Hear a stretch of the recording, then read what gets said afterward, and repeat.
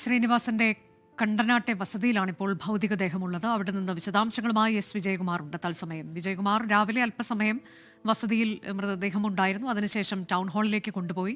ഇപ്പോൾ തിരികെ ഭൗതികദേഹം എത്തിച്ചിരിക്കുകയാണ് പ്രിയപ്പെട്ട വസതിയിലേക്ക്. ഇപ്പോഴും അവിടെ ആളുകൾ ധാരാളം കാത്തു നിൽപ്പുണ്ട്. നാട്ടുകാരെയൊക്കെ സംബന്ധിച്ചത് വലിയ ഞെട്ടലാണ്.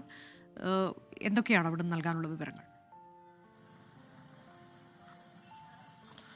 അനുജ, ഇന്ന് രാവിലെ എന്താണ്ട് 8 മണിയോടുകൂടിയാണ് അദ്ദേഹം ഇവിടെ ഈ വീട്ടിൽ നിന്ന് ആശുപത്രിയിലേക്ക് പോകുന്നത്. ആ സമയത്ത് അദ്ദേഹത്തെ കണ്ടവരുണ്ട്, അദ്ദേഹവുമായി സംസാരിച്ച ആളുകളൊക്കെ തന്നെ ഇവിടെയുണ്ട്.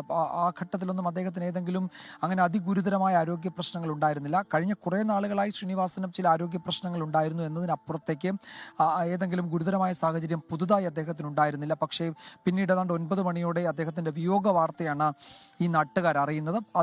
അതിനുശേഷം നമ്മൾ ഈ നിൽക്കുന്ന 6:15 മണി വരെ ഈ വീട്ടിലേക്ക് ഈ നാട്ടിലുള്ളവരെയും ഈ പരിസര പ്രദേശത്തുള്ളവരുടെയും നിരന്തരമായ ഒഴുക്കാണ്. അതിപ്പോഴും തുടരുന്നില്ല. രാത്രി ആകുമ്പോഴും കൂടുതൽ ആളുകൾ ഇവിടേക്ക് അദ്ദേഹത്തെ അവസാനമായി കാണാൻ എത്തുകയാണ്. നേരത്തെ ടൗൺ ഹാളിലേക്ക് മൃതദേഹം കൊണ്ടുപോയ 3-3.5 മണിക്കൂർ ഒഴികെ ബാക്കി മുഴുവൻ സമയവും ഇവിടേക്ക് ആളുകൾ വന്നുകൊണ്ടിരിക്കുകയായിരുന്നു. ഈ ടൗൺ ഹാളിലൊക്കെ പൊതുദർശനത്തിൻ്റെ സമയത്ത് വലിയ തിരക്കായിരുന്നു. ടൗൺ ഹാൾ ഒരുപക്ഷെ സമീപകാലത്തൊന്നും കാണാത്തത്ര തിരക്ക് ആ സമയത്ത് അവിടെ ഉണ്ടായി. വീട്ടിലും രാവിലെയും ഇപ്പോഴും ഒക്കെ വലിയ തിരക്ക് അനുഭവപ്പെടുന്നുണ്ട്. അദ്ദേഹത്തിൻ്റെ ബന്ധുക്കളും വളരെ പ്രിയപ്പെട്ടവരും മാത്രമായി കുറച്ച് സമയം എന്നാണ് നേരത്തെ ഈ വീട്ടിലേക്ക് മൃതദേഹം കൊണ്ടുവന്ന സമയത്ത് തീരുമാനിച്ചത്.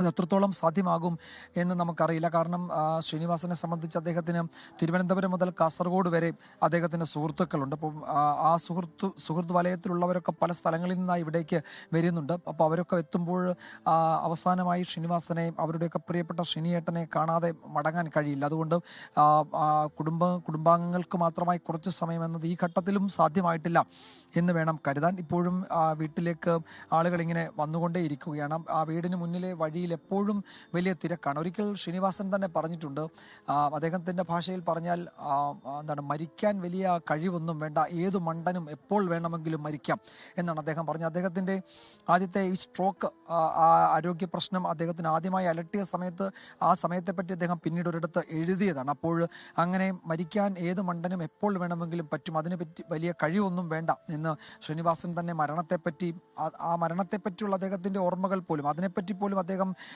എഴുതിയത് ഇത്ര തമാശ രൂപേണയാണ്, ഹാസ്യ രൂപേണയാണ്. അപ്പോൾ ജീവിതത്തിൽ ഏത് സമയത്തും ഈ തരത്തിൽ വലിയ ചിരിയായിരുന്നു. എന്തു പറഞ്ഞാലും അദ്ദേഹത്തിൻ്റെ അവസാനം ഒരു വലിയ ചിരിയിലാണ് ആ സംഭാഷണം അവസാനിപ്പിക്കുക.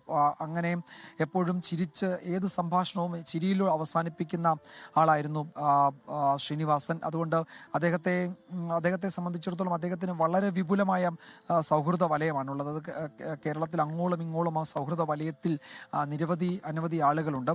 പഴയ പാട്യം ഗ്രാമത്തിലെ നാടക കലാകാരന്മാർ മുതൽ മലയാള സിനിമയിലെ ഒന്നാം നിര നടന്മാരും സാങ്കേതിക പ്രവർത്തകരും ഉൾപ്പെടെ ഉള്ളവരൊക്കെ അദ്ദേഹത്തിൻ്റെ സൗഹൃദ വലയത്തിൽ ഒരേപോലെ കണ്ണികളാണ്. അപ്പോൾ അവരെയൊക്കെ ചേർത്ത് വെച്ചായിരുന്നു ശ്രീനിവാസൻ എന്ന ചലച്ചിത്ര പ്രവർത്തകൻ അദ്ദേഹത്തിൻ്റെ ജീവിതം മുന്നോട്ട് കൊണ്ടുപോയിക്കൊണ്ടിരുന്നത്.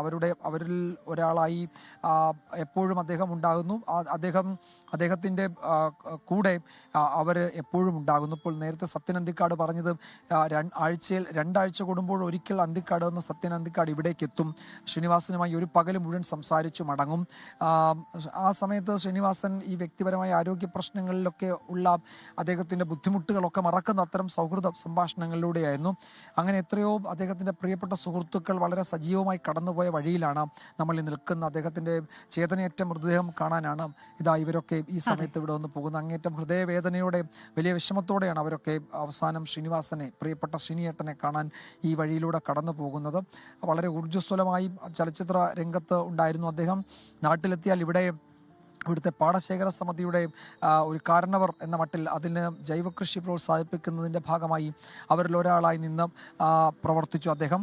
പിന്നീട് ആരോഗ്യം മോശമായ ഘട്ടത്തിലും അതിനൊക്കെ മാർഗനിർദ്ദേശം നൽകി ഒരാളായി ശ്രീനിവാസൻ ഉണ്ടായിരുന്നു. പക്ഷേ നമ്മളുടെ ഒപ്പം ശ്രീനിവാസൻ എന്ന ആ മഹാപ്രതിഭ, ആ ചലച്ചിത്രകാരനില്ല എന്നത് ഈ പകൽ അവസാനിക്കുമ്പോൾ നമ്മൾ അതിനോട് പൊരുത്തപ്പെട്ടേ മതിയാവൂ എന്നതാണ് എല്ലാവരും പറയുന്നത്. പക്ഷേ ഹൃദയവേദനയോടെയാണ് ആ വാർത്ത ശരി എന്നെല്ലാവരും വിശ്വസിക്കുന്നത്. അനുജ, അതാണ് കണ്ടനാട്ടെ വസതിയിൽ ഭൗതികദേഹം പൊതുദർശനത്തിന് വച്ചിരിക്കുകയാണ്. ഒട്ടേറെ പേർ അങ്ങോട്ടേക്ക് എത്തുന്നുണ്ട്. അത് നാട്ടുകാർ മാത്രമല്ല, വിവിധ ഇടങ്ങളിൽ കേരളത്തിൽ അങ്ങോളം ഇങ്ങോളമുള്ള അദ്ദേഹത്തിൻ്റെ സുഹൃത്ത് വലയത്തിൽപ്പെട്ട ആളുകളും എല്ലാവരും അങ്ങോട്ടേക്ക് എത്തുകയാണ്. നാളെ രാവിലെ 10 മണിക്കാണ് സംസ്കാരം.